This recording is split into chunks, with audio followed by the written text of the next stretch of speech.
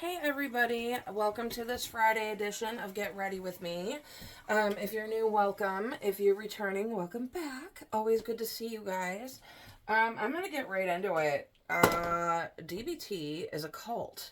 Now these are all my opinions, my observations, and it's all alleged. I'm not a mental health professional. I'm just a 20-year veteran of the mental health industrial complex. And I have a misdiagnosis of borderline personality disorder back in 2010. And I am here to talk about it and what I think of the entire thing. It's really hard for me to see how many people, like professionals and patients alike, who are following this narrative and they're pushing the agenda. Shame on the DSM-5 for putting this in the DSM. This is bullshit.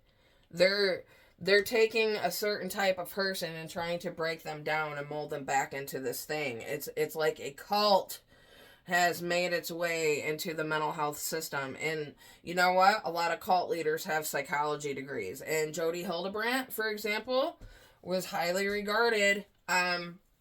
She worked in some pretty fancy places before she created her Connections program. And, you know, that's another thing. Dr. Daniel Fox talks a lot about distortion. And so did Jodi Hildebrandt. So I think there's something going on, you guys. That's just my opinion. Because this disorder is designed to give you nowhere to turn. They want your friends and family spying on you and writing it down. So you're going to be mistrusting of them, and then they'll accuse you of being a mistrusting person, and they tell you not to tell medical staff at the ER, don't tell your doctor, they won't understand.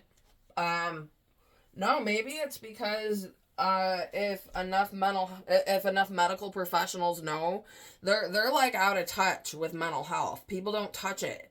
And I think that the mental health industry, certain subsets of it, have relied on this for many, many years. You know, it took how many hundreds of years for the general population to understand that people were being abused in state hospitals, and they closed them down. You know, I mean, this goes deep, you guys. And cults, I can see why they might go after somebody who they claim has no identity. Because they claim that people with borderline personality disorder struggle with identity. In my case, as I've said before, I just don't think they understood who I was. Therefore, they thought I had an identity problem. And I was very resistant to their garbage that they spewed out at me. It was like everything about me was medicalized. Everything you think, feel, and do will become a part of that disorder. They will apply it to that. They don't want you to use critical thinking skills, and that's also a very culty thing. They don't like critical thinkers. If you question things, you know, in this case, they'll accuse you of being resistant and a troublemaker. I wrote something else down. Yeah, I'll probably do a bipolar check-in at the end of the video. Okay. So, yeah. I felt like they were trying to break me down. And I think at 2025, I'm going to get a lot deeper into this. Something I wanted to touch on, a couple of things, aside from it being a cult,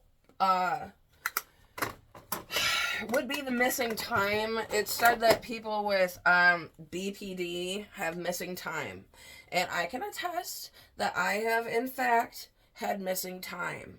And I now know that is because I was having psychotic blackouts. Totally like hospital worthy thing there. Okay. It's not your personality being disordered. It's you having a psychotic symptom, in my opinion. I'm speaking from a standpoint of a person who experiences psychotic symptoms on a regular basis, and I'm constantly battling them. I know psychosis when I see it, or a psychotic symptom. It's not always full-blown psychosis. It's just like shit here and there. I have a psychotic disorder. And they want to say that it's your personality mimicking those things. It's wrong. And why are there so many, like, people following this and not questioning it? I don't know, guys. I'm freaked out. This is the Twilight Zone. And then there was, like, another thing that I noticed about mood stabilizers. Now, I am on two mood stabilizers. Because I feel irritability in my veins. It is like, I do not want to be in my body, and it's not like I'm angry towards anybody, it's just a feeling, and it's terrible. Well, they medicate me for that. But if you have borderline personality disorder, they'll try to say that's like because of your emptiness and fear of abandonment and stuff like that. So there's no, here's something telling. There's no FDA approved medication for this horrible borderline personality disorder. And you know why I think that is? I think it's because it doesn't exist. And the FDA,